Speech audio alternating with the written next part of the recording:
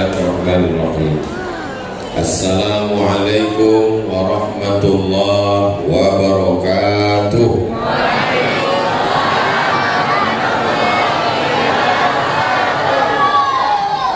Alhamdulillahi rabbil alamin.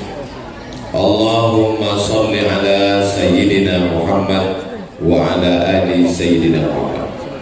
Yang sama-sama kita hormati Ketua Pengurus beserta seluruh jamaah Masjid Al-Ansor, Ketua Yayasan Tabung Wakaf Umat, Pimpinan Pondok Pesantren Nurul Azhar, Bapak-bapak, ibu-ibu, hadirin hadirat, yang besar tak dibawa, yang kecil tak disebut nama. Insya Allah kita semua dimuliakan Allah Subhanahu wa ta'ala. Amin ya rabbal alamin. Masjid ini diambil dari 3 huruf, sin, jim, dal, sajadah, sujud.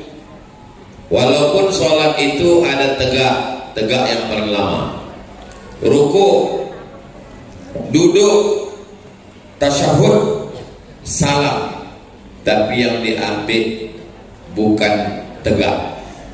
Yang diambil masjid ini adalah masjid sujud. Kenapa sujud yang diambil?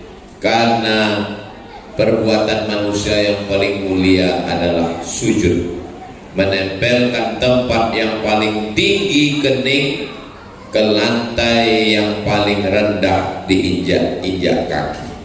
Walaupun pejabat yang datang ke Masjid Al-Ansor ini, walaupun orang kaya, walaupun bangsawan, maka kalau sudah sampai ke masjid ini ditempelkannya keningnya ke lantai. Tak ada tawar-menawar. Tak ada orang kaya datang ke Masjid Al-Ansor, Allahu Akbar, tempel ke dinding. Tidak sah sholatnya, karena mesti menempel ke lantai 7 anggota tubuh, 2 ujung kaki, 2 lutut, 2 tapak tangan, 1 kening. Kecuali yang sakit duduk di atas kursi, maka darurat. Adapun yang sehat walafiat, maka kita menempelkan kening ke lantai sebagai bentuk kepatuhan kepada Allah Subhanahu wa ta'ala. Kalau sudah masuk ke dalam Masjid Al-Ansor, tak lagi nampak mana yang pejabat, mana yang diplomat, mana yang rakyat jelata, mana yang miskin papa. Semuanya sama di hadapan Allah Subhanahu wa ta'ala. Maka ketika sampai ke masjid, kita langkahkan kaki kanan masuk ke pintu. Allahumma, lupa pula doa masuk ke sini.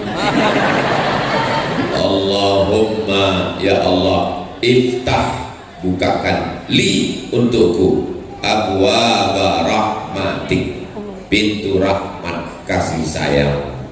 Kenapa kita masuk masjid ini minta pintu rahmat?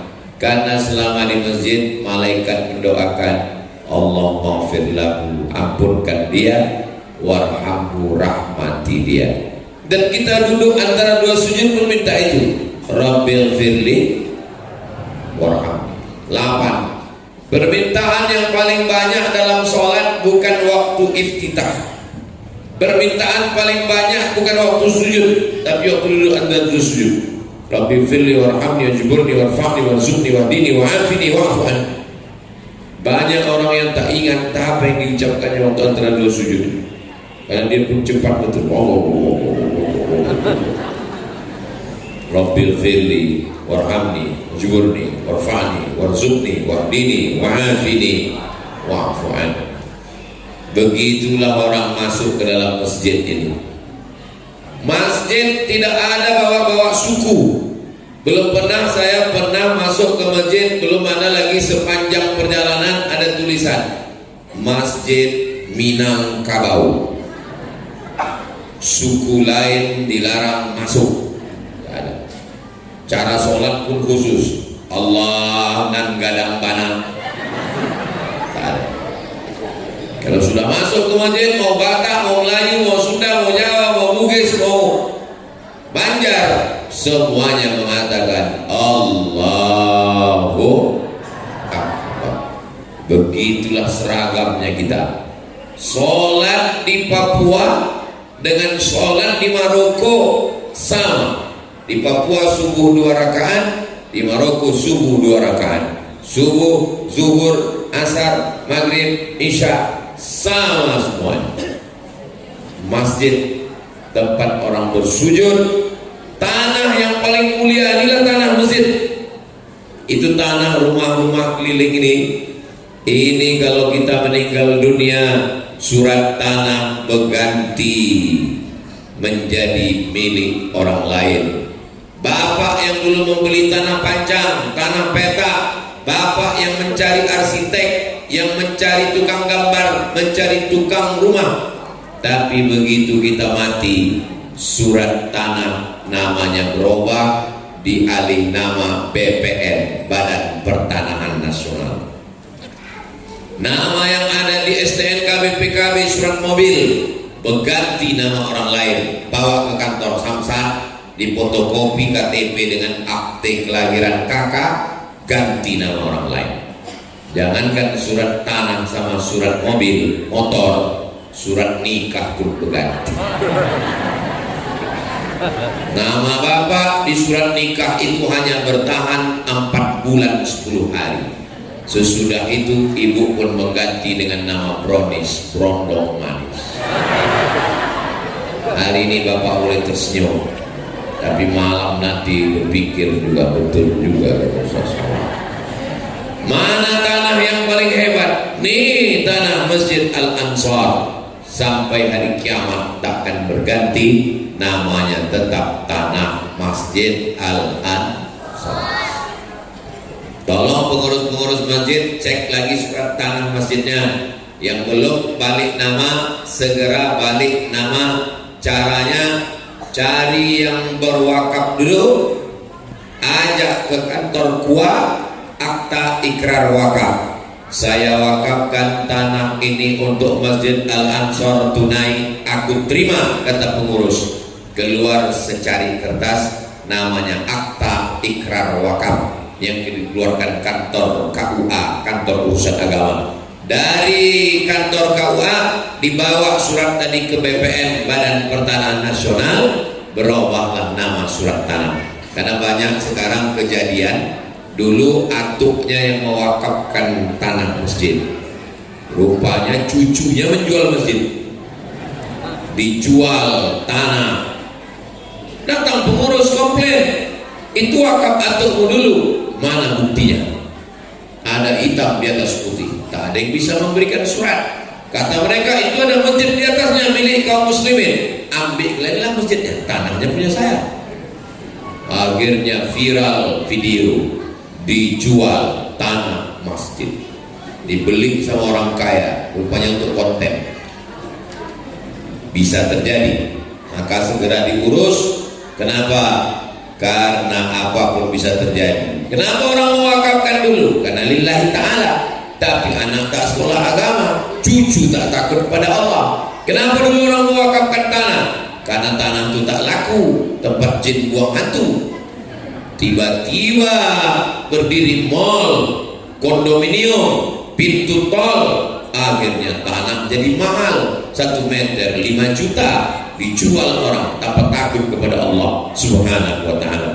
Alhamdulillah, tanah kita di tengah pemukiman, masyarakatnya ramai. Ini malam ini tidak hanya pengajian, pasar malam juga. Pulang dari pengajian ini, tolong habiskan penjual bakso bakar, penjual sate, penjual apa itu kapas yang manis-manis itu. Kenapa? Karena saudara-saudara kita itu berdagang, berjualan, cari makan dari pagi tadi sudah menyiapkan, pulang dari sini makan sendiri, bayar sendiri. Saudara yang dimuliakan Allah Subhanahu wa ta'ala. Nah, masjid ini tak ada kurangnya lagi, udah cantik semua. Warnanya sesuai kata Imam Al-Ghazali, kalau mata mau awet tahan lama, banyak-banyak menengok warna hijau.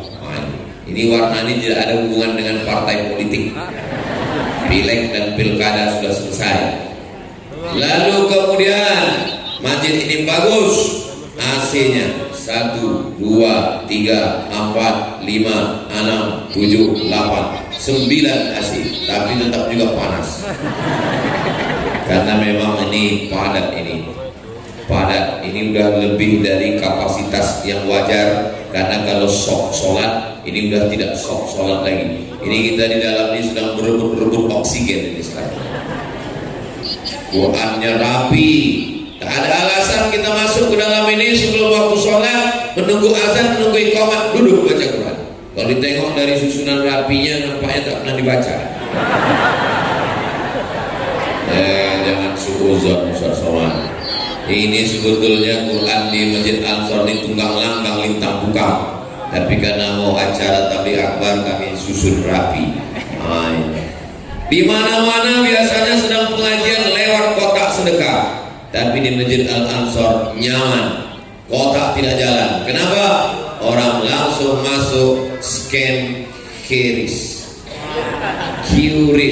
langsung scan, ambil lekor. Handphone scan, langsung berapa yang mau diketik. BSI Bank Syariah Indonesia Masjid Al Ansor Purwodadi, ketik enter, setelah ditransfer meleleh air mata. Bukan salah ketik, rencana mau ngirim 100.000 terketik orang 1 juta.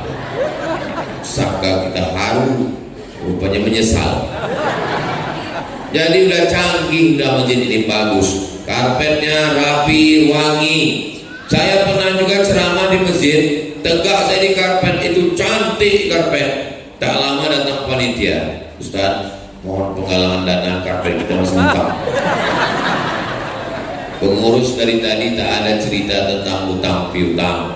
Jadi masjid ini sound sistemnya bagus. Apa kata Pak Ketua DMI Dewan Masjid Indonesia, Ustadz Saman, Pak JK, Ustadz kalau ceramah tolong sampaikan perbaiki sound system masjid, karena 80% masjid itu kekuatannya di sound system. Imam pakai sound system. Bismillahirrahmanirrahim. Muazzin sound system. Muazzin sama iqamatnya dari berapi-api. Tengok dia anak ketek. Wah, biasa anak-anaknya jadi begitu, apalagi bapaknya.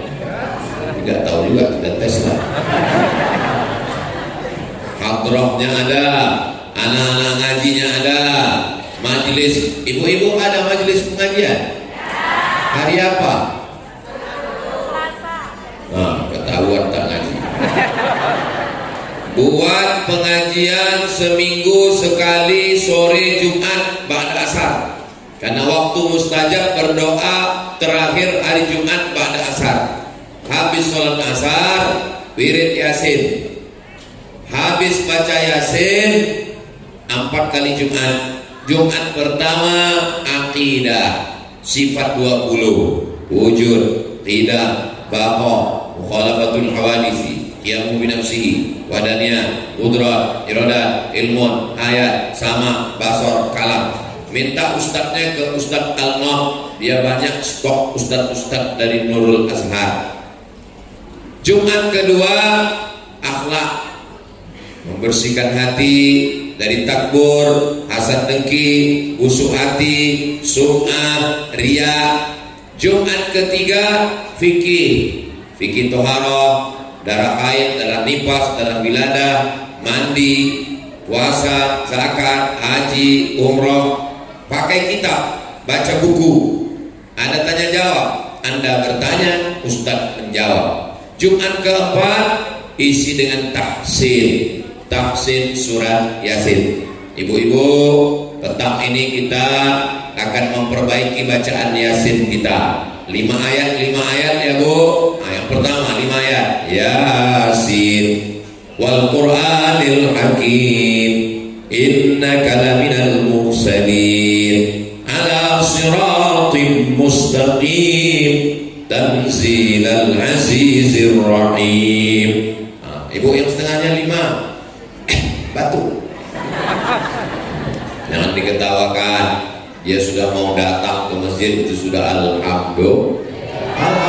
Hari ini orang sibuk dengan medsos, sibuk semua, dari anak-anak, bapak-bapak, ibu-ibu, sibuk semua main medsos, Instagram, Telegram, kilogram, miligram, Facebook, Twitter, TikTok. Dari mana datangnya cinta? Dari FB turun ke WA. Dari mana datang kecewa? Pas jumpa mukanya beda, rupanya filter 3 lapis. Dari ketawanya banyak yang pengalaman pribadi.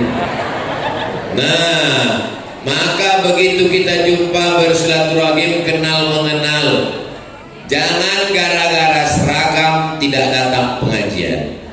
Saya buat pengajian sore Jumat Az-Zahra itu tidak wajib seragam. Kenapa Ustaz tak wajibkan seragam? Banyak ibu-ibu tak datang karena tak sanggup beli seragam. Saya bilang yang udah ada seragam bagus, tapi yang tak ada seragam datang aja. Kenapa kalian tak mau datang? Kami tak sanggup iuran Pak Ustaz. Tak usah pakai iuran, jangan duit kasih. Yang tak ada kue kotak dengan air tetap ada. 4 tahun sudah berjalan, tetap berjalan. Banyak orang dihalang-halangi mau buat pengajian, terhalang karena seragam, terhalang karena PIN, terhalang karena organisasi pengurus, ketua, sekretaris, bendahara. Itu bukan wajib. Yang penting ngaji, pengajian. Habis pengajian sebarkan kertas supaya Ustadz bisa menjawab. Buat nomor handphone, Anda bertanya, Ustadz menjawab. Anak-anak mudanya libatkan. Anak muda buatkan kursus multimedia supaya anak-anak muda punya channel. Tonton kajian Masjid Al-Ansor di channel Al-Ansor Purwodadi. Subscribe, like, share, and comment. Nah, jadi sehingga kajian-kajian itu tidak hilang, bisa ditonton ulang. Nanti kalau anak-anak muda remaja Masjid Al-Ansor mau pelatihan multimedia, bagaimana cara syuting, bagaimana cara editing, bagaimana cara uploading, bagaimana cara mengelola Instagram, TikTok, nanti minta ke Ustaz Alno biar dikirim kemarin untuk anak muda pelatihan. Kenapa anak-anak muda ini tidak mau ke masjid? Karena tidak diberikan pengajian sesuai dengan umurnya. Saya tanya tuh anak-anak muda, kenapa kalian nggak mau ke masjid? Kami Pak Ustaz ke masjid ini mau ada wifi, ada wifi internet. Kami mau ke masjid ini latihan multimedia, gimana buat channel, bagaimana mengedit video. Tiba-tiba kami datang, judul pengajiannya malam pertama di alam barzakh. Horor masjid. Begitu masuk laman masjid langsung nampak kendaraan jenazah. Masuk ke dalam masjid cerita mati aja. Padahal dakwah itu artinya, dakwah itu dari bahasa Arab, da'a yad'u, dakwah secara bahasa dakwah itu artinya ad-da'watu ila ta'am. Dakwah artinya undangan makan. Maka dakwah itu undangan makan aslinya. Kalau ada dakwah berarti ada makan. Apakah di Al-Ansor ini ada makan? Untuk jamaah saya nggak tahu, saya udah tadi. Besar-besar potong daging kambing di dalam. Bapak Ibu yang dimuliakan, memang saya pertama tadi saya tengok kecil kali ruangan Al-Ansor nih. Ruangannya kecil, kambingnya besar.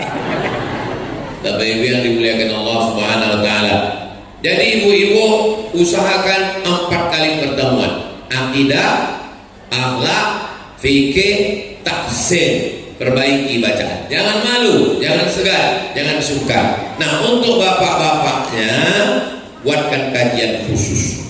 Bapak-bapak yang mengajar di sini ada baca kitab Arba'in Nawawi 40 hadis. Ada Maulana Farhan, ada alumni Al-Azhar ahli bidang akidah. Namanya Ustadz Al-Fitri, adik kelas saya, orang Kuntu, alumni dari Al-Azhar Kairo Mesir, mengajar di sini.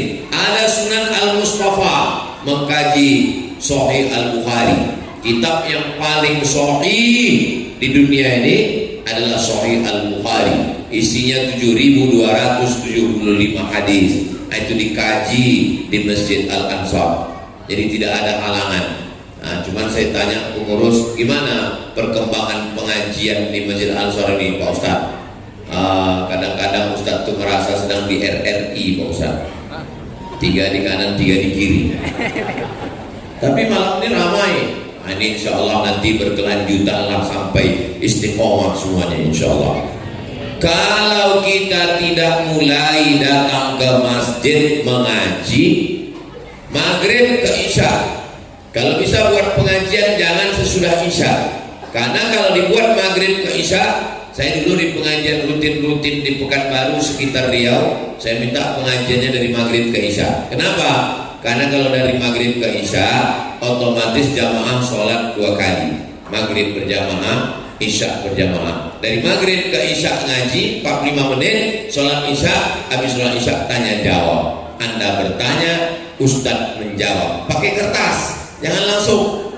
Kenapa? Karena banyak orang grogi, kalau langsung menggetar, bercampaan bau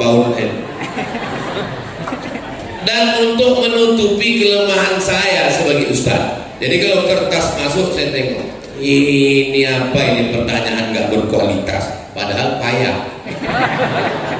Nah, jadi disimpan. Tidak semua bisa kita jawab. Imam Malik bin Anas 48 masalah, beberapa aja yang bisa dia jawab, yang lain dia katakan wallahu a'lam bishawab, Allah yang lebih tahu. Nah, jadi Ustadz juga perlu mengupdate ilmunya, jangan cuma dia bercakap aja tanpa ada tuntutan dari jamaah. Maka saya dari dulu buka tanya jawab, yang bisa saya jawab, yang tak bisa saya jawab akan saya jawab pertemuan pekan depan, bulan depan. Bapaknya ngaji, ibunya ngaji, anak mudanya ngaji. Kalau 3 ini sudah mengaji, insya Allah selamatlah masyarakat sekitar Masjid Al-Ansar, insya Allah. Ini masjid ini lingkungan Al-Ansar ini saya yakin aman ini. Dari mana Ustaz tahu aman? Karena jendelanya nggak pakai jeruji besi. Ini menunjukkan aman. Masya Allah. Ini kami menengok Bapak di luar sana macam menengok akuarium. Mereka pun di luar menengok. Kata mereka, aku pun menengok Ustaz macam ikan arwana katanya. Tapi ibu yang dimuliakan Allah Subhanahu wa Ta'ala, maka masjid itu bukan cuma sekedar tempat sholat. Habis sholat pulang, selesai sholat ada silaturahim. Assalamualaikum warahmatullah. Assalamualaikum warahmatullah. Saya Pak Haji. Katanya nggak boleh salaman selesai sholat Pak Ustaz. Kalau sebelum sholat tadi tak ada salaman, selesai sholat baru salaman, namanya sunnah. Tapi kalau tadi udah jumpa di luar, masuk ke dalam sholat, habis sholat salaman lagi, namanya mubah.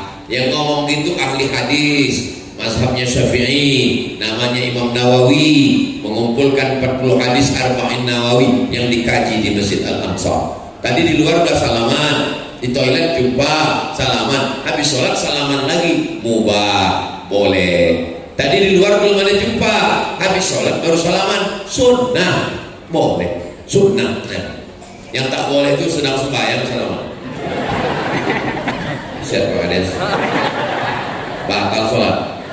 Karena dia haramkan ajnabiyah, gerakan di luar sholat. Dulu sahabat Nabi itu jumpanya di masjid. Jumpa di masjid, tengok kanan, oh masih ada. Tengok kiri, oh masih ada. Nah, kalau tak ada, datang ke rumah, ketuk. Assalamualaikum, apa kabar? Oh sakit. Ada salam, ada kalam, ada mendoakan. Zaman dulu begitu. Kalau orang tidak ke masjid berarti sakit. Orang sekarang terbalik. Kalau tak ke masjid berarti rezeki udah lancar. Dulu waktu susah 7 kali ke masjid. Subuh, zuhur, asar, maghrib, isya, tahajud, witir, duha. Begitu rezeki lancar sekali setahun. Idul Adha ambil kupon. Bapak Ibu yang dimuliakan Allah Subhanahu wa Ta'ala, jangan sampai seumur hidup ke masjid cuma 2 kali. Pertama waktu akad nikah, kedua sholat jenazah. Mau jadi apa kita? Ada pensiunan pejabat di Pekanbaru, mati bininya, meninggal istrinya. Datanglah jamaah kita, Pak, kita bawa jenazah istri bapak ke masjid, kita sholatkan ya. Jangan bawa istri saya kulit. Marah dia. Saya tanya, kenapa dia marah? Kami pun tak tahu Pak Ustaz. Jangan bawa istri saya kulit. Rupanya dia tak pernah ke masjid. Malu. Orang kalau sudah terbiasa ke masjid, sebelum pensiun ke masjid, udah pensiun ke masjid, nggak masalah. Tapi kalau sebelum pensiun tak pernah ke masjid, itu mau melangkahkan kaki ke masjid itu sungkan, segan, malu. Mau masuk ke masjid itu tengok-tengok, seakan-akan biji mata orang tengok dia semua. Tapi kalau udah terbiasa ke masjid, cuek aja, biasa aja. Tapi kalau tak terbiasa ke masjid, begitu selesai tak aktif lagi mau ke masjid, sungkan, akhirnya malu ke masjid, duduk di rumah. Pagi nonton TV, siang nonton TV, malam nonton TV, nonton tinju Mike Tyson. Kalah Mike Tyson, kuman darah tinggi, mati. Mau jadi apa kita? Ramai di tengah kesunyian, sunyi di tengah keramaian. Kota Pekanbaru yang ramai, penduduknya 1,2 juta orang, tinggal di komplek ramai, tapi sunyi di rumah sendirian, hanya menonton sinetron, film hantu lah. Pas mau tidur datang hantu tuh. Saudara yang dimuliakan Allah Subhanahu wa taala, maka tidak ada yang paling nyaman, indah kecuali datang ke masjid. Pas ada pengajian, duduk. Saya tak tahan Pak Ustaz pengaji ini, mengantuk saya Pak Ustaz. Ya tidur. Saya belum pernah lagi dalam sejarah pengajian marah dengan jamaah tidur, belum pernah. Tontonlah semua video saya. Belum pernah saya mempermalukan jamaah. Kenapa tuh tidur? Tak pernah. Kenapa? Karena saya jumpa orang kaya, rumahnya besar, mobilnya banyak, duitnya banyak, nggak bisa tidur berhari-hari. Pergi ke rumah sakit Jalan Ahmad Yani, jumpa Pak Dokter Darisman, dikasih obat tidur 1 papan, barulah bisa tidur. Nama penyakitnya insomnia. Jam 2 malam berkedip-kedip biji mata tak mau tidur. Makanya kalau ada jamaah tidur waktu saya sedang pengajian, itu berarti hatinya sudah tenang. Berarti pengajian itu sudah masuk ke lubuk hatinya yang paling dalam. Apa yang mau kita cari hidup ini? Yang mau kita cari hidup ini kan tenang kan? Orang kaya beli mobil mahal supaya apa? Supaya tenang. Buat rumah megah 2 lantai 4 lantai, yang mau dicari itu apa? Tenang. Menikah itu tujuannya apa? Sakinah. Sakinah itu apa? Tenang. Tak juga tenang, pergi ke diskotik, pergi ke night club, pergi dugem itu artinya duduk sambil gemetar. Nyanyikan lagu dangdut tak tenang, nyanyi lagu rock tak tenang, nyanyi lagu jazz tak tenang, nyanyi heavy metal tak tenang, nyanyi R&B tak juga tenang. Akhirnya makan pil anjing gila, sabu-sabu, narkoba. Itulah fitnah akhir zaman. Padahal ketenangan itu hanya didapatkan di masjid. Datang ke masjid, duduk, baca Quran, baca Yasin, berzikir, istighfar 100. Astaghfirullahaladzim, astaghfirullahaladzim, astaghfirullahaladzim, astaghfirullahaladzim. Apa gunanya tasbih yang banyak di rumah itu? Pergi umroh beli tasbih 100, habis dikasih ke tamu, ke tetangga, ke kawan, tinggal 1 digantungkan di mobil. Mobil itu tasbih, orangnya masuk neraka. Cabut, ambil, pakai tasbih, istighfar 100, sholawat 100, astaghfirullahaladzim, sholawat, Allahumma sholli ala Sayyidina Muhammad wa ala ali Sayyidina Muhammad. Yang ketiga, afdalul dzikri fa'la, yang paling afdal adalah la ilaha illallah. Kalau diperturutkan mata menengok handphone, ada radiasi ke biji mata, maka payah tidur. 10, jam 11, jam 12, jam 1, jam 2 tak tidur. Pertama menengok handphone, lama-lama handphone itu menengok dia. jam 2 baru tidur. Kalau udah jam 2 tidur 3, 4, 5 3 jam tak akan kuat, pasti terlambat subuh. Kalau udah terlambat subuh berentetlah ke masalah yang lain. Subuh terlambat, kerja terlambat, macet, tak mandi pula, hanya pakai parfum, lupa gosok gigi. Orang senyum, awak senyum, rupanya senyum orang sudah lain. Merempet kemana-mana menjadi masalah. Tapi kalau tidur cepat, ini balik dari sini jam 10, pengajian setengah 9, setengah 10 selesai, pulang ke rumah jam 10 tidur. Saya nggak bisa tidur cepat Pak Ustadz, matikan handphone. Tidur cepat nggak bisa juga tidur Pak Ustadz, matikan TV, matikan laptop, matikan komputer semua. Nggak bisa tidur, matikan lampu. Laki saya bercakap, matikan dia. Suruh dia mau tidur. Tak juga bisa tidur, makan antimo. Belah 2 makan supaya cepat tidur. Siang jangan banyak tidur. Kenapa? Biar cepat tidur malam. Kalau makan setengah antimo, jangan makan 2 papan. Idul Adha baru bangun. Tidur ini wajib kata dokter 8 jam. Kalau tidak tidur 8 jam kena penyakit 6L, lemah, letih, lesu, letoy, loyo, lunglai. Maka ada kebutuhan badan. Tidur sudah cukup, bangun subuh, mandi bersih. Terapi mandi subuh. Saya tak pernah meninggalkan subuh tak mandi. Tak bisa saya suruh subuh tak mandi, bergetah badan saya macam ikan lele kena oli rasanya. Jadi kalau bangun pagi saya mesti mandi. Walaupun saya ceramah ke Papua, ke Sulawesi, kemana-mana, bangun pagi mandi, tidak pakai air hangat, air dingin, segar. Setelah mandi itu baru sholat. Sholat yang pertama sholat sunat wudhu. Usolli sunnatal wudhu raka'ataini lillahi ta'ala. Habis itu sholat sunat taubat, banyak dosa kita.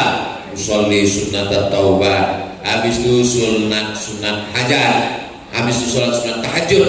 Habis tahajud di ujung barulah minta hajat kepada Allah. Usolli sunnatal hajat. Apa hajatnya? Sebutkan dalam hati. Nanti disebutkan terdengar kawan pula, gak enak. Habis itu baru kemudian ditutup dengan sholat witir. Menunggu azan subuh, zikir, istighfar, sholawat, la ilaha illallah. Tak lama terdengar suara tarhim. Assalatu wassalamu alaik. Langsung datang ke masjid. Sampai di masjid, tahiyat al masjid, duduk, baca yasin, baca Quran. Terdengar azan, sambut azan. Allahu Akbar, Allahu Akbar, Allahu Akbar. Jangan cerita ketika azan. Kata Imam As-Suyuti, orang yang cerita ketika azan dikhawatirkan matinya su'ul khatimah. Mudah-mudahan kita semuanya husnul khatimah. Kayak kalau ada kawan ngajak cerita, Allahu Akbar, Allahu Akbar, situ pula dia cerita, maaf Allahu Akbar. Yang dilawani dia bercerita, Asyhadu anna Muhammadar Rasulullah,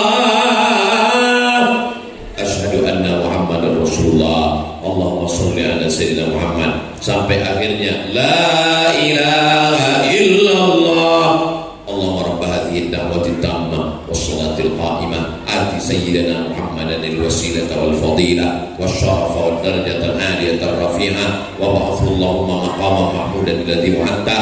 Kalau hafal, kalau tak hafal gerak-gerak lain dulu. Malu kan, ketua tak tahu apa. Tanya kawan, apa yang kau baca tadi? Ada lah.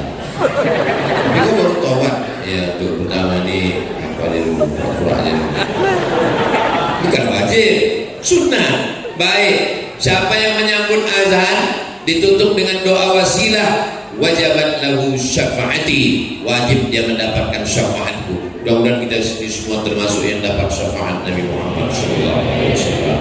Dah 24 jam terjaga subuh. Orang zaman dulu pagi sholat subuh di masjid, balik sholat subuh, sarapan di rumah sama anak bini. Habis itu baru pergi ke sawah. Nanti pas siang mandi dia di sawah, sempat makan siang sama bini. Datang bini buatkan rantang ikan asin sama kangkung. Sempat makan di pondok, enaknya. Habis itu pulang petang, asar di rumah, maghrib di rumah, isya di rumah. Orang sekarang belum ayam berkokok dia udah bangun. Kata ayam, udah lihat lagi. Bangun cepat, takut macet. Tinggal di kota metropolitan Jakarta, Surabaya, Medan, Pekanbaru, berangkat macet, jam. Sholat subuh tinggal, sholat zuhur meeting, rapat, evaluasi, kejar target. Sholat asar tinggal, sholat maghrib macet, sholat isya sholat aja dia tinggal, Tuhan aja dia sia-siakan, apalagi kamu. Ini manusia modern zaman sekarang. Berangkat pagi anak masih tidur, pulang sore anak sudah tidur. Tak pernah jumpa.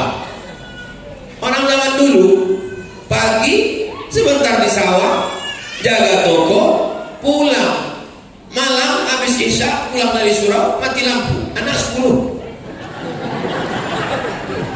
Kenapa? Tak ada TV, tak ada hiburan. Orang sekarang nonton TV, tengok laptop, tengok Instagram, tengok ini, tak sempat, sibuk, kan tak bisa dikirim melalui Bluetooth. Lalu bagaimana kehidupan orang modern ini?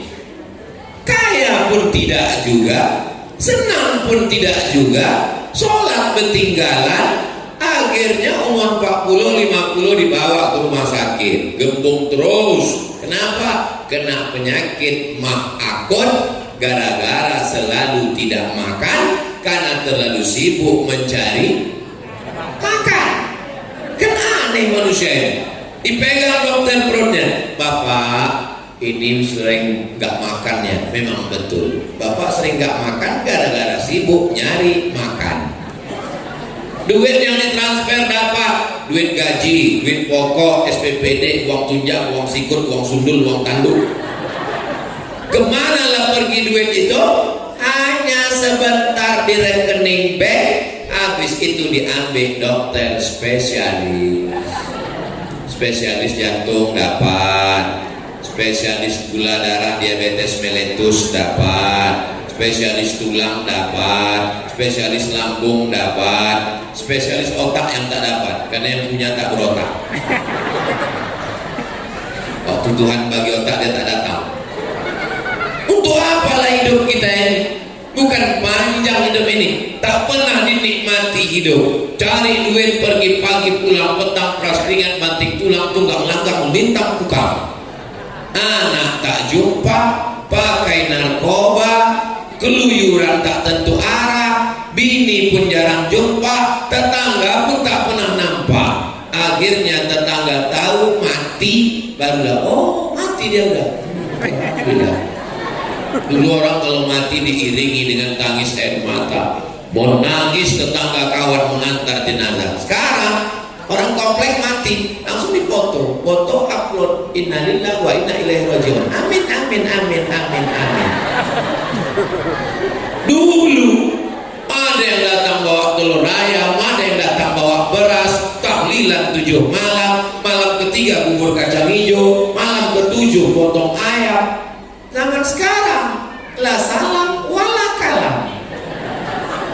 Mau jadi apa manusia modern ini? Padahal indahnya persaudaraan itu adalah ketika kita bersama di masjid. Saya merasakan sudah keliling berputar kemana-mana. Indahnya hidup itu adalah ketika kita sedang duduk bersama di masjid, bersama dengan orang baik-baik, bersama dengan lingkungan kawan. Alhamdulillah di Masjid Al-Ansor itu masih terjaga dan terpelihara. Kenapa dari tadi kami tengok Ustaz Somad nih megang mikrofon nih pakai tangan kanan, baru dapat cincin baru. Dikasih sama Bapak Angkatan Udara tadi, carinya saya ke dalam. Mana Ustaz Somad? Hubungan kepada Allah di masjid sudah, tapi kepada tetangga, kepada jiran, kepada kawan, macam mana mengeratkannya? Tahadu, saling berbagi hadiah. berbagi hadiah kamu akan berkasih sayang. Kalau kita dikasih hadiah, pakai. Saya dikasih hadiah baju, ini dikasih orang, mereknya Casio, kasih orang. Saya pakai itu. Kan nampak kebesaran kan? Habis saya pakai, saya tanya istri saya, "Cuman nampak kau?" Saya bilang, katanya macam anggota dewan, ku tengok.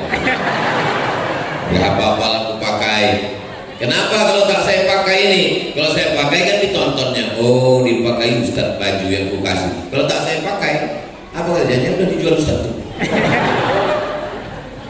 Orang suka kalau yang kita kasih itu dipakai. Wa amma bi ni'mati rabbika fahadis. Ke tetangga, aku tak kaya Pak Ustaz, tak bisa ngasih baju, tak bisa ngasih cincin.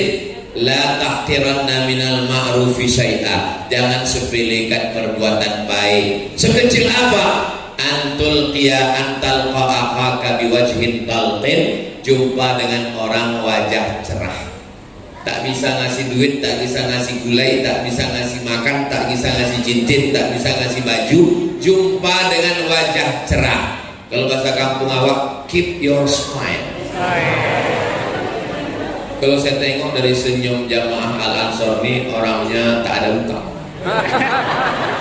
Dari mana Ustaz tahu? Orang kalau ada banyak beban, nggak bisa senyumnya lepas macam ini. Dia tertahan. Jadi sini kan lepas, itu makanya. Mudah-mudahan yang ada utang segera dilunaskan Allah.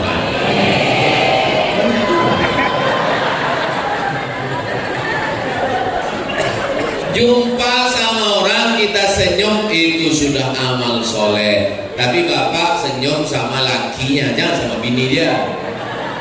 Ini sama bininya, sama lakinya.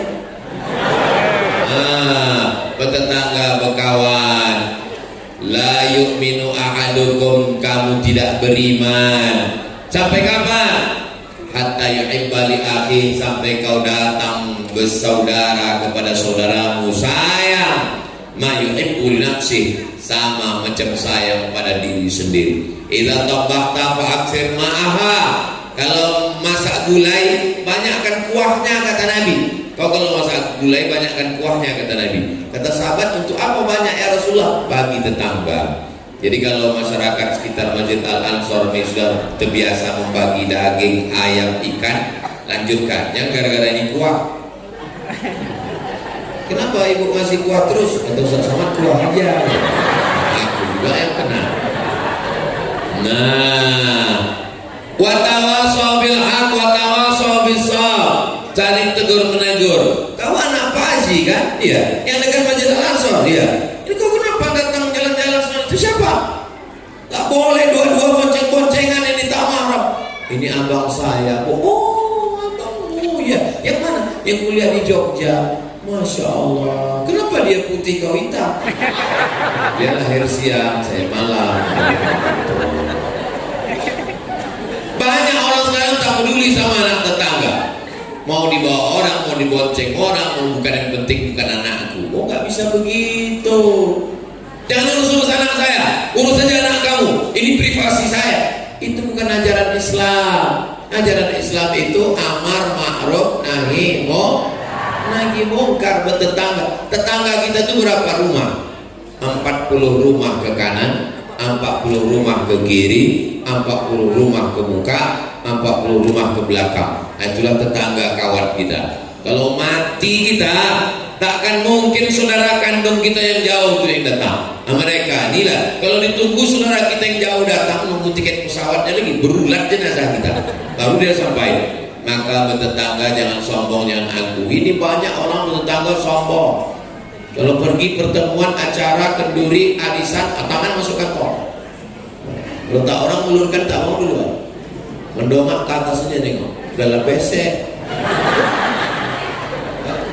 Apalah salahnya jumpa ngulurkan tangan? Rugi rupanya kita ngulurkan tangan. Apa salahnya? Assalamualaikum. Apa kabar Pak? Apa kabar Bang? Apa kabar Cik? Apa kabar Makcik? Apa kabar Tulang? Apa kabar Encik? Tuan-tuan saudara sekalian. Begitu. Mamin muslimah ini, dua orang muslim jumpa. Yaltaqiyani bertatap muka, wa yatasafahani berjabat tangan. illa ghufira lahuma, diampunkan Allah dosa mereka berdua. Meninggal emak kawan saya di jalan Simpang 3 sebelum Uwir masuk ke kiri, jalan apa namanya? Air dingin. Nah, jadi saya datang, lamanya meninggal, tegaklah kami, turun pejabat datang, kami pun berdiri lah. Lama juga waktu saya baru pulang dari Mesir, disalami pejabat inilah semua yang ada di situ. Pas giliran saya lewat dia, saya terkejut. Saya enggak masalah bagi saya, cuman di samping saya ini kawan saya dari Kalimantan, hilang harga diri saya di samping dia. Ditanya kawan saya, kenapa kau tak disalaminya? Untung saya cepat jawab, dia itu udah tua, matanya rambut. Nah, sejak itulah saya kalau jumpa orang saya salami semua. Kenapa? Karena sakit kali hati nggak bisa. Memang nggak dendam, cuma ingat aja sih. Kalau bersalaman tuh tengok mata orang. Nah, ini kadang bercakap lain, tangan lain. Iya, itulah udah pulang kan? Ke sana, lambung sampai petangnya lebih apa aja. Iya kalau ke tangan, kalau dicucuk hidungnya. Tengok muka orang itu, apa kabar Pak? Apa kabar Bu? Sehat Bapak? Maka anak-anak kita ini kita ajarkan begitu. Ini sekarang banyak bahasanya karena kemarin pendidikan yang pakai online, bahasanya bahasa WhatsApp. Apa kabar? Sehat. Sudah berapa lama? 2 hari. Kita kalau ngomong itu kan ada ujungnya. Sehat Pak, sehat Bu, sehat Bang, sehat D. Sekarang tak ada intonasi, macam ngomong sama Google. Tak ada intonasi, tak ada senyum, tak ada tegur sapa. La salam wala kalam. Mengucapkan salam pun jangan-jangan lama-lama salam ASS WRWB. Gimana kita mau bisa punya perasaan? Manusia ini membedakan dia dengan robot itu karena ada tutur kata, ada budi bahasa, ada perasaan. Kalau tidak nanti kita jadi alat listrik, jadi produk Jepang semua kita. Apa beda kita dengan Robocop Transformer? Kita ini masih manusia. Ini yang di hadapan saya ini kan manusia semua kan? Manusia. Ada di sini yang diciptakan dari besi. Mana ada? Kita ini semua diciptakan dari tanah. Lalu yang disombongkan itu apa? Kalau ada orang di komplek Masjid Al-Ansor disombong, tanya dia, Bapak tercipta dari apa? Aku dari tanah. Kok sombong? Sombong. Kalau memang betul manusia itu dari tanah, kenapa sifatnya beda-beda? Ya sesuai tanah kan beda juga. Kawan saya itu Pak Ustadz, iuran ditimpakan ke saya, semua kesulitan ditimpakan ke saya, semua masalah ditimpakan ke saya. Dia dari tanah, cuman dari tanah longsor. Itu mau menimpakan beban aja bawaannya. Nah, jadi kita ini yang membuat kita dikenang baik itu karena budi bahasa, tutur kata, sopan santun, toto kromo kata orang Jawa, tata krama kata kita orang Melayu. Maka ini kita jaga dengan baik. Ja'alnakum syu'uban wa qabaila, bersuku-suku, berbangsa-bangsa. Siapa yang paling mulia di antara kita? Apa kata orang Melayu? Ini bumi lancang kuning. Ini adalah negerinya orang Melayu. Ini adalah tanah kami. Tapi orang Melayu menerima siapapun yang datang ke Pekanbaru. Jalan yang paling besar, paling panjang di Pekanbaru adalah Jalan Jenderal Sudirman. Sudirman itu orang Melayu atau orang Jawa? Orang Jawa. Itu menunjukkan orang Melayu terbuka kepada siapapun. Ada orang Jawa di sini? Pripun kabare, panjenenganipun ape? Sae. Banyak juga keluarga Jenderal Sudirman. Masuk kita ke Jalan Jenderal Sudirman. Sebelum sampai ke Tugu Zapin, belok kiri tengok gedung tertua terbesar, gedung kebanggaan orang Riau. Gedung apa namanya? Kaharudin Nasution. Orang apa itu? Mandailing Natal, Tapanuli Selatan.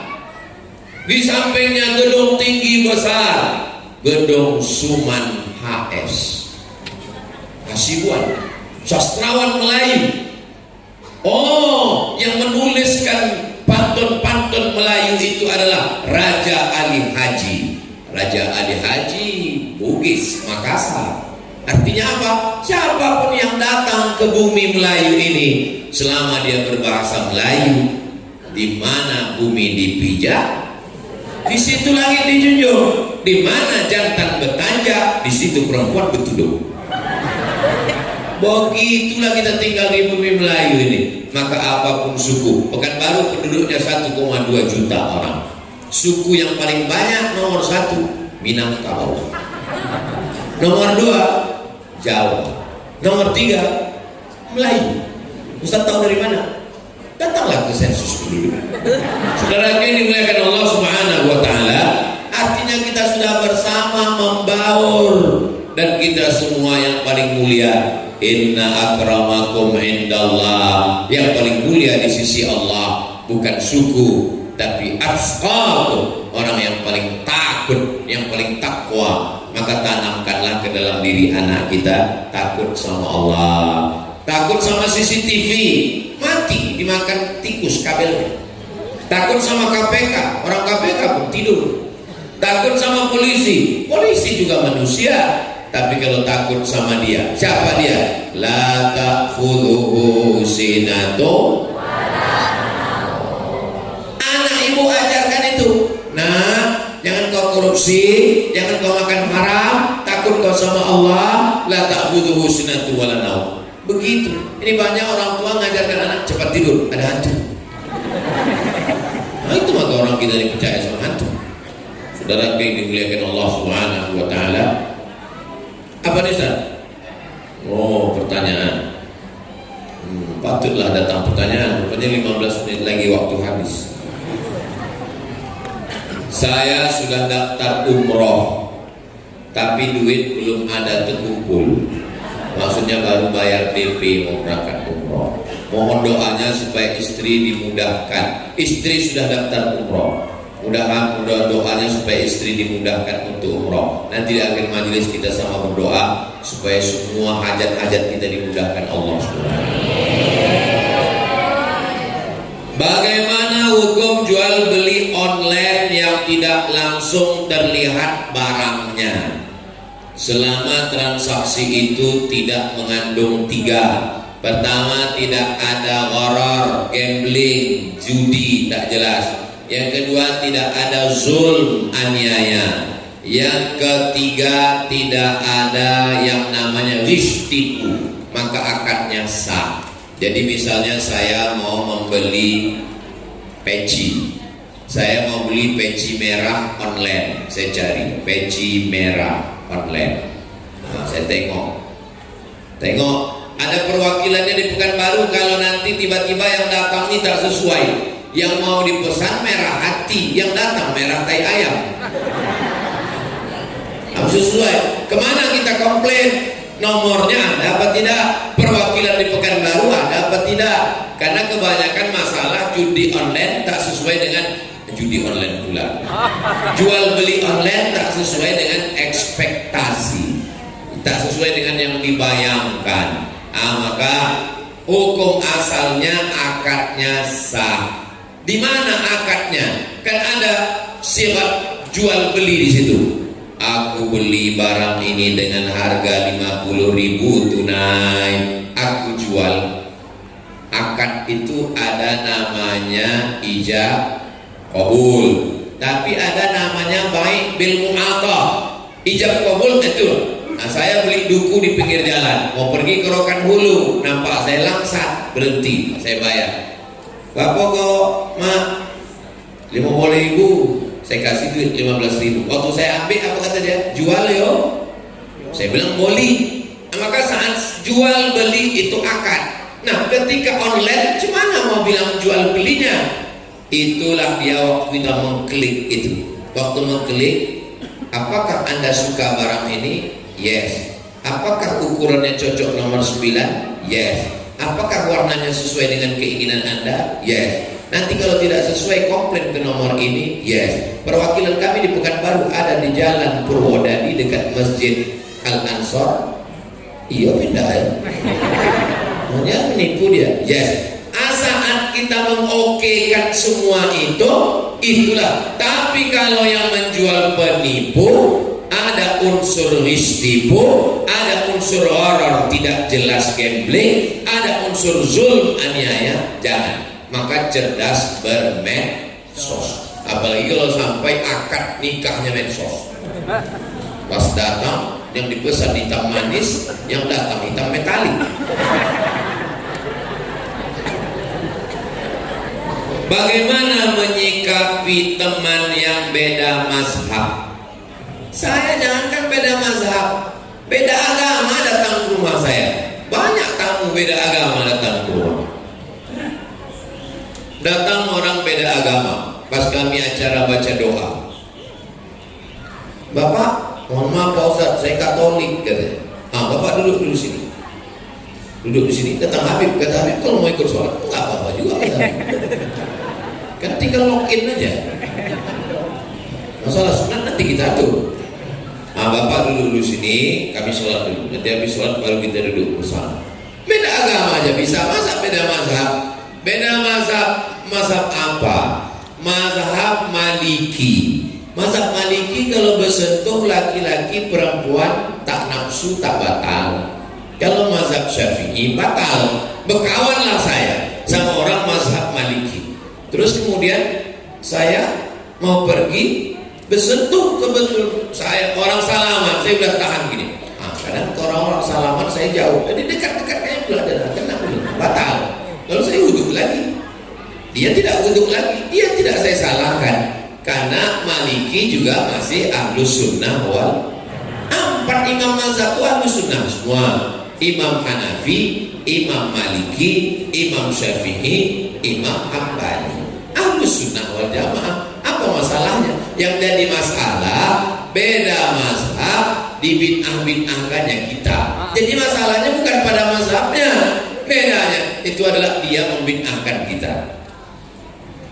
Saya 2 tahun tinggal di mazhab Maliki. Di mana? Waktu di Maroko. Maroko itu mazhabnya Maliki. Bagaimana mazhab Maliki itu Pak Ustaz? Kalau sholat tangannya lepas ke bawah. Allahu Akbar. Tapi saya sholat di belakang tetap segini. Tidak pakai bismillah. Allahu Akbar. Alhamdulillahirabbil alamin. Subuhnya kunutnya setelah ayat walam yakul lahu kufuwan ahad. Kalau dia baca kunutnya tak bunyi. Kalau dia Allahu Akbar, tak masalah, saya tetap sholat.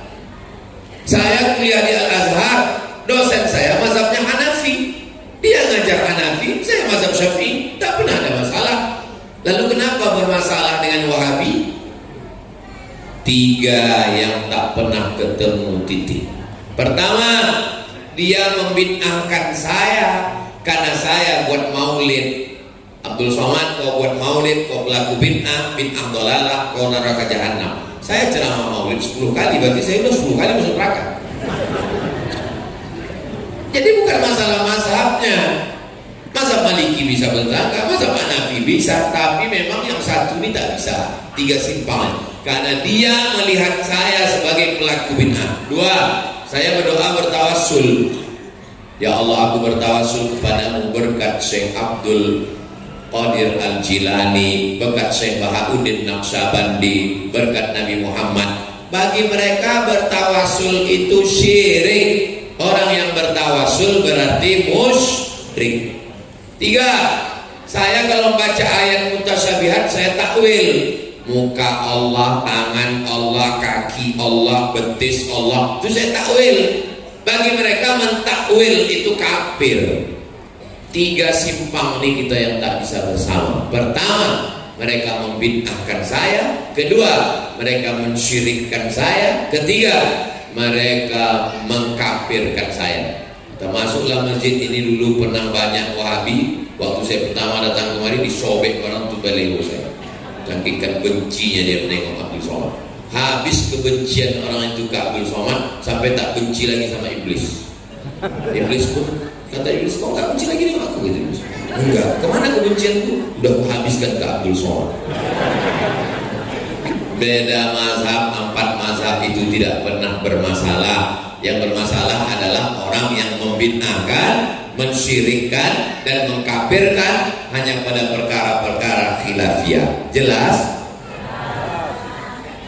Bagaimana cara mendidik anak agar cinta Al-Quran? Anak cerminan kita. Jadi kalau di rumah kita putar Quran 24 jam, MP3 Quran, speaker Quran, insya Allah anak suka dengar Quran.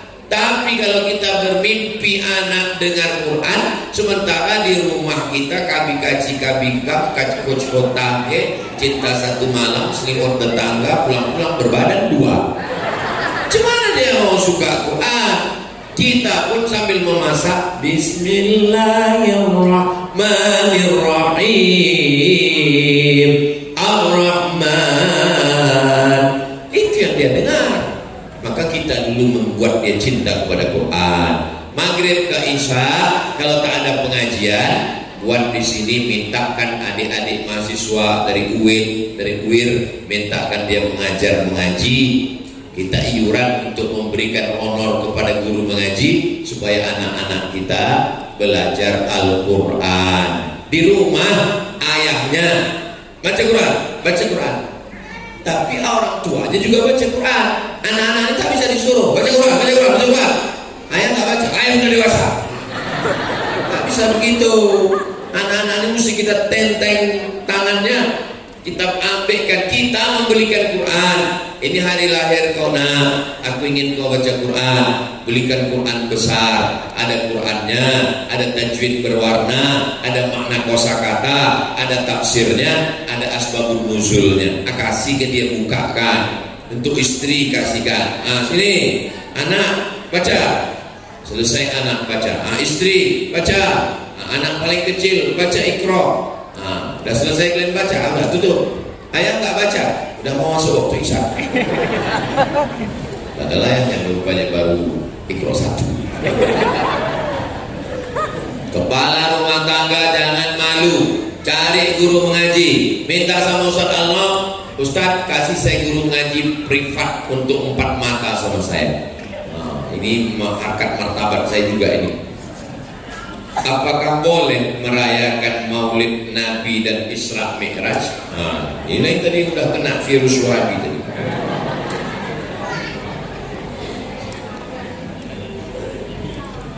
Maulid Nabi masih fokus atau tidak? Masih konsen? Tanggal 10 Zulhijjah kita puasa atau tak puasa? 10 Zulhijjah, 10 Muharram puasa atau tak puasa? Puasa. Kenapa kita puasa 10 Muharram? Karena Allah, kalau saya bertanya, kalau saya jawab, itu saya jawab sendiri. Saya nggak pernah mempermalukan jamaah. Kenapa kita berpuasa 10 Muharram? Karena hari itu Allah menyelamatkan Nabi Musa dan menenggelamkan Fir'aun. Peristiwanya kan sudah terjadi ribuan tahun yang lalu kan. Nanti kalau Muharram 10 Muharram 2025 kita puasa atau tidak? Puasa. Padahal peristiwanya kan sudah terjadi kan. Nah sekarang saya tanya, kalau selamatnya Nabi Musa kita bersyukur, adakah nikmat yang lebih besar daripada selamatnya Nabi Musa? Ada. Apa itu? Lahirnya Nabi Muhammad SAW. Jelas dasar pengambilan maulid? Jelas? Jangan bilang jelas karena takut bunyi saya mau. Kalau tadi waktu Ustaz itu bilang cerita itu jelas? Tidak. Kenapa kau ngantuk? Takut waktu Ustaz itu ngantuk. Itu bukan asal-asalan dari otak saya. Itu dari kitab Al-Hawi lil Fatawi. Al-Hafiz artinya hafal 300.000 hadis. Al-Hafiz Jalaluddin Abdurrahman As-Suyuti dalam kitab Al-Hawi lil Fatawi mengutip pendapat Al-Hafiz Ibnu Hajar Al-Asqalani. Apa kata Imam Ibnu Hajar? Kalau selamatnya Nabi Musa diulang tiap tahun, maka ada yang lebih besar daripada selamatnya Nabi Musa, lahirnya Nabi Muhammad sallallahu alaihi wasallam. Paham? Masih mau dalil lagi? Wa dzakirhum bi ayyamin ingatkan umat ini tentang nikmat-nikmat Allah. Ingatkan nikmat sehat, ingatkan nikmat duit, ingatkan nikmat mata, ingatkan nikmat telinga. Tapi ada nikmat yang terbesar di antara semua nikmat. Nikmat apa? Lahirnya Nabi Muhammad sallallahu alaihi wasallam. Itulah maka dibuat maulid. 3. Ketika sahabat Nabi sekaligus pakcik Nabi namanya Abbas bermimpi, riwayatnya ada dalam Sahih Bukhari. Abbas bermimpi berjumpa dengan saudara kandungnya namanya Abu Lahab. Ditanyanya dalam mimpi itu, "Hai Abu Lahab, kau di mana sekarang?" Kata Abu Lahab, "Ya masuk neraka lah. Tabat yada Abi Lahab." Khuffifa alayya fi kulli itsnain li'taqi Suwaibah. Tapi azabku diringankan setiap hari Senin karena aku membebaskan Suwaibah. Waktu Nabi lahir, yang membawa berita itu namanya Suwaibah. Siapa namanya? Suwaibah. Datang Suwaibah. "Wahai Tuan Abu Lahab, ya, keponakanku sudah lahir. Siapa namanya? Laki-laki apa perempuan?" "Laki-laki." Kata Abu Lahab, "Saking senangnya aku keponakanku lahir, adikku sudah mati, gak apa-apa karena anaknya hidup. Maka kau Suwaibah, bebaskan dari budak." Dibalas Allah, senangnya Abu Lahab setiap hari Senin azabnya diringankan karena senang menyambut kelahiran Nabi Muhammad sallallahu alaihi wasallam. Jelas? Bersairlah ulama namanya Al-Hafiz Al-Maqdisi dalam 6 bait syair. "Idza kana hadza kafiran jaa dhammuhu tabat yadahu fil jahimi mukhlida ata annahu fi kulli yawmin itsnaini abada yukhaffaf anhul adzabu masruran bi ahmada fa kaifa billadzi tula umruhu fa kaifa billadzi tula umrihi bi ahmada masruran wa mata wahida." Kalau Abu Lahab yang dijamin masuk neraka, ringan azabnya tiap hari Senin karena senang menyambut kelahiran Muhammad, apalagi orang beriman yang senang menyambut kelahiran Muhammad dan mati dalam bertauhid. Apalah bertauhid. Jelas? Ketika ada orang nanya, jawab. Saya tidak akan pernah bosan menjawab tentang maulid. Kenapa? Selama mereka tak bosan membid'ahkan, saya pun tak pernah bosan menjelaskan. Ini masalah sama orang ini kan masalah capek aja. Kalau kita capek dia menang. Kalau capek kita, misalnya saya tadi ditanya, "Ustaz tentang maulid," aku udah capek dah, menang dia. Makanya maulid saya jawab terus. Begitu juga maulid. Kalian jamaah Al-Ansar tak buat maulid, kami udah capek kok, sudah menang dia. Makanya kami buat maulid arba'in 40 malam. Bila.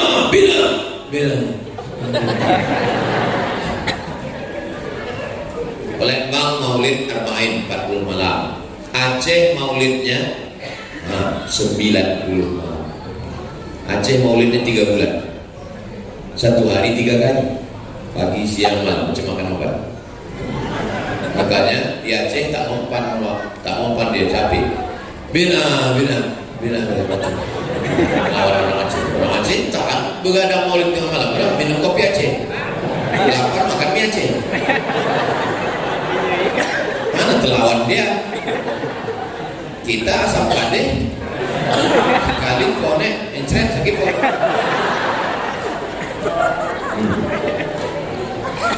Maulid Nabi, Isra Mi'raj, nuzul Quran, halal bihalal, itu semua adalah sampulnya saja.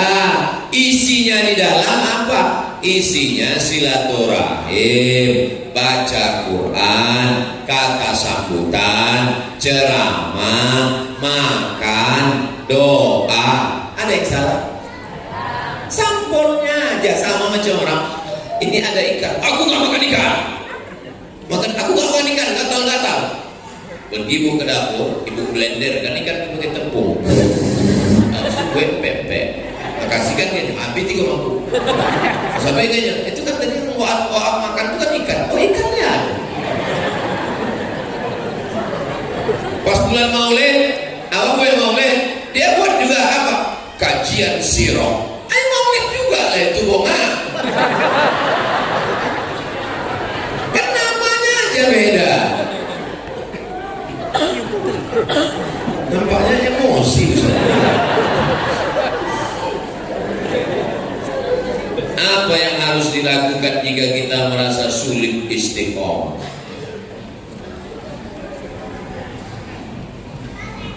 Ya Rasulullah, kasih aku satu nasihat dengan banyak-banyak. Kata Nabi, nasihatnya cuma satu. Apa dia? Qul amantu billah tsumma istaqim. Istiqomah. Beramal iblis bisa. Iblis itu amalnya 7.000 tahun. 1.000 tahun naik langit 1, 1.000 tahun naik langit 2, 1.000 tahun naik 7.000 tahun sejajar sama malaikat Jibril. Jadi kalau mengandalkan amal, iblis bisa. Ilmu, iblis bisa. Iblis sudah masuk surga. Kita STD, status tak jelas. Iblis yang tak bisa satu. Apa dia tak bisa? Istiqomah. Nah, macam mana supaya kita ini istiqomah?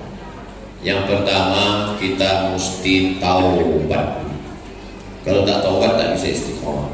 Setelah taubat, sholat sunat taubat, mandi taubat, istighfar taubat. Setelah taubat, berjamaah ke masjid, wirid yasin, pengajian. Jangan sendirian, karena orang sendirian ini mudah digoda setan.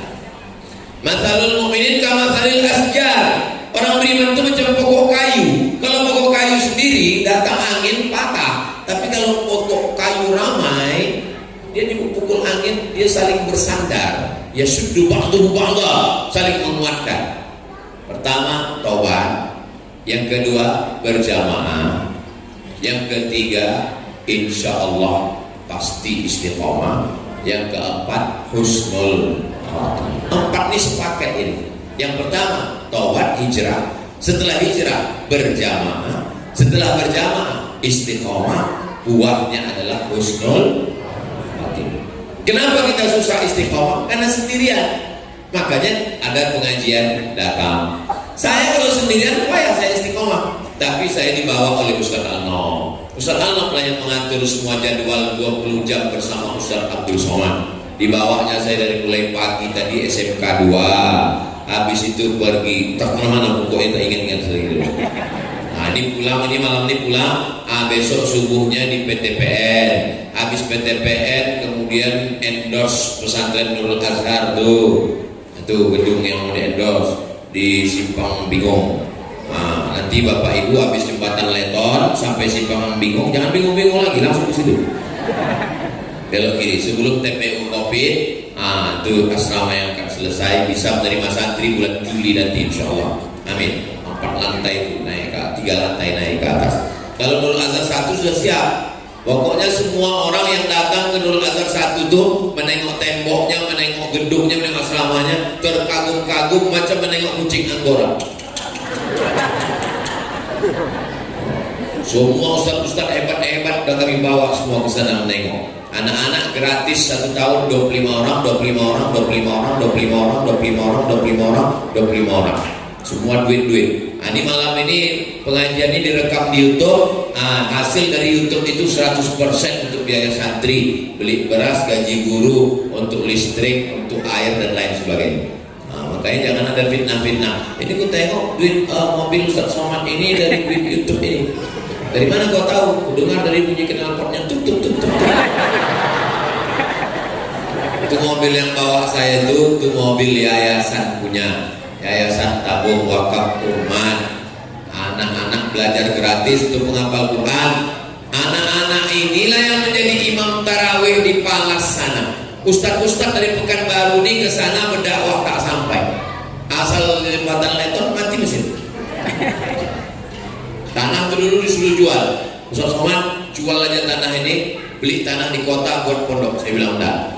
Pokoknya saya meletakkan batu pertama. Apa kata orang? Nanti kalau dibuat pesantren sana siapa yang datang? Berdatangan ulama-ulama menghatamkan Sahih Bukhari sana. menghatamkan Sahih Muslim sana. Syekh Usama Al-Azhari, penasehat Presiden Mesir, datang. Buya Yahya berkali-kali datang.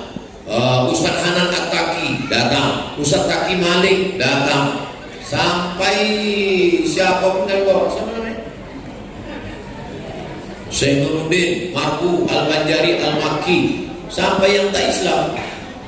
Daniel Mananta sama istri pun dari bawah situ. Nengok dia, mantap nih pondoknya Ustaz. Tengoknya semua kamar-kamar, tempat tidur semua mantap, berkelas. Nah, jadi jangan ragu, jangan khawatir. Kalau kita sudah berjamaah, insya Allah buahnya istiqomah. Orang yang istiqomah, innalladzina qalu rabbuna Allah tsumma istaqamu. Orang yang istiqomah, tatanazzalu alaihimul malaika, turun malaikat. Apa kata malaikat? Waktu mau mati nanti, pas mau mati, datang malaikat. Kata malaikat, alla takhafu, jangan takut, wala tahzanu, jangan sedih. Orang yang mau mati itu dua perasaannya. Pertama takut, yang kedua sedih. Takut sakratul maut, takut azab kubur, takut padang mahsyar, takut di tiang siratal mustaqim, takut timbangan amal, takut masuk neraka. Kata malaikat, jangan kau takut. Wala tahzanu, jangan sedih. Sedih meninggalkan anak, sedih meninggalkan bini, sedih meninggalkan motor baru DP belum sempat kredit. Jangan sedih, kata malaikat. Setelah itu apa kata malaikat? Pesan yang ketiga, wa abshiru bil jannati allati kuntum tu'adun. Berbahagialah engkau karena kau dijanjikan Allah masuk surga. Sebelum nyawa keluar, malaikat mengepakkan sayapnya. Nampaklah tempat kita di sayap malaikat itu rupanya bertetangga dengan jamaah Masjid Al-Ansor. Ibu sama bapak masih mau bertetangga di surga? Dari bunyinya tidak mau. Soalnya pernah saya tanya di tempat jamaah, ibu mau masuk surga sama bapak-bapak ibu-ibu yang ada di sini? Enggak, kenapa kalian enggak mau? Di dunia aja kami udah gak tahan bosan.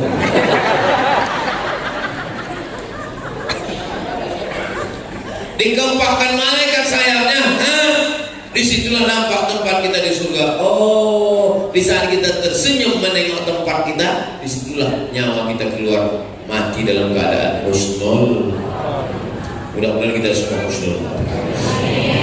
Kalau ada orang sakit, tengok. Saya dalam sebulan saya usahakan sekali dua kali nengok orang sakit. Kalau dapat saya kabar ada orang sakit, langsung saya ke rumah sakit. Kalau ada orang meninggal, tengok. Syukur-syukur masuk menengok liang lahat, itu membantu kita istiqomah. Kalau jenguk orang sakit, rumah sakit yang terlalu jujur. Oh, kalau bantu ekor, kayaknya nggak sampai ya di Jumat selesai. Doakan, Ustaz, saya divonis dokter katanya saya mau mati nih Pak Ustaz. Apa? Kapan pula dia jadi juru bicara Tuhan? Dia percaya tuh. Berapa banyak jamaah yang divonis mati, dokternya mati duluan. Bangkitkan semangat dia. Alhamdulillah aku kalau dijenguk Ustaz Somad tuh bangkit semangat. Tapi begitu datang yang lain aku down langsung. Kalau ada orang-orang yang membuat down semangat, kunci pintunya nggak masuk. Nah, itu semua menguatkan semangat kita dan menguatkan saudara kita yang kita jenguk. Maka tengok orang sakit, tengok orang meninggal, datang ke liang lahat, tengok kuburan. Menengok kuburan itu melembutkan hati, meneteskan air mata dan mengingat mati. Ada nasihat yang tak berbunyi, tak bersuara. Itulah dia kematian. Mudah-mudahan kita termasuk orang yang diberikan Allah mengambil nasihat dari semua ini. Alam takambang menjadi, tidak mesti baca kitab, bisa baca kitab bagus, tapi jalan di kuburan pun menengok. Alhamdulillah saya tinggal di jalan Kamboja, Ripo Panjang. Di jalan Kamboja itu di pintu gang itu kuburan. Jadi tiap hari saya lewat kuburan. Harinya juga 10 kali lewat kuburan. Lewat kuburan, masuk kuburan, lewat kuburan. Jadi sesuai dengan ayat Al-Hakumut Takasur hatta zurtumul. Hafal semua baik. Itulah yang dapat saya sampaikan di akhir majelis. Ini sudah keluar kode etik ini ceramah di Al-Ansor. Tadi dimulai setengah 9, sekarang sudah jam 10 kurang 15. Jadi nanti kalau ditanya orang, Ustaz di mana-mana ceramah 1 jam, kenapa di Al-Ansor itu lewat 15 menit? Itu kawan lama, jadi boleh. Mudah-mudahan Allah menyampaikan segala hajat-hajat kita. Yang sakit-sakit diangkat penyakitnya. Yang sudah meninggal dunia dilapangkan kuburnya. Yang ujian diluluskan dengan nilai terbaik. Yang belum ada jodoh didekatkan jodohnya, jumpa dengan orang baik-baik. Ala hadhihi niyyah al-Fatihah. A'udzubillahi minasyaitonir rajim. Bismillahirrahmanirrahim. Alhamdulillahirabbil alamin. Arrahmanirrahim. Maliki yaumiddin. Iyyaka na'budu wa iyyaka nasta'in. Ihdinas siratal mustaqim. Siratal ladzina an'amta 'alaihim ghairil maghdubi 'alaihim waladdallin. Amin. Allahumma shalli ala sayyidina Muhammad wa ala ali sayyidina Muhammad. Assalamualaikum ya Rasulullah. La tada' lana dzamban illa ghafarta. Pulang kami dari majelis ilmu ini bersih dari dosa-dosa. Wala dainan illa qadaita. Tolong kami lepas dari hutang piutang riba. Wala aiban illa satarta. Tutupi aib cacat diri kami ya Allah. Wala musafiran illa wasalta. Yang musafir sampaikan ke tujuan dengan selamat. Wala maridan illa syafaita. Ada yang sakit angkat penyakitnya, sehatkan ya Allah. Wala mayyitan illa rahimta. Yang sudah meninggal dunia lapangkan kuburnya. Wala mumtahinan illa najahta. Yang ujian luluskan dengan nilai terbaik. Wala aziban illa zawwajta. Yang belum menikah jumpakan dengan jodoh yang baik-baik. Wala raghiban illa anjabta. Yang belum punya keturunan berikan anak-anak penghafal Quran mujahid fi sabilillah. Wala hajatan min hawaijid dunya wal akhirati laka ridha wala nafiha shalah. Segala hajat dunia hajat akhirat baik bagi kami dan engkau ridha illa qadaitaha wa yassarta. Mudahkan dan tunaikanlah ya Allah. Rabbana fil lana dzunubana wa liwalidayna warhamhuma kama rabbayana shaghira. Rabbana hab lana minas shalihin. Allahumma ja'al hadzal balada baladan amina. Jadikanlah Riau baldatun thayyibatun wa rabbun ghafur. Allahumma dafa'anil bala wal waba wal fahsya wal riba wal zina wal munkar. Selamatkan Riau Indonesia dari malapetaka, bencana, riba, zina, LGBT, perbuatan keji dan munkar. Rabbana atina fid dunya hasanah wa fil akhirati hasanah wa qina adzabannar. Wa sallallahu ala sayyidina Muhammad wa ala alihi wa sahbihi wa sallam walhamdulillahi rabbil alamin. Taqabbalallahu minna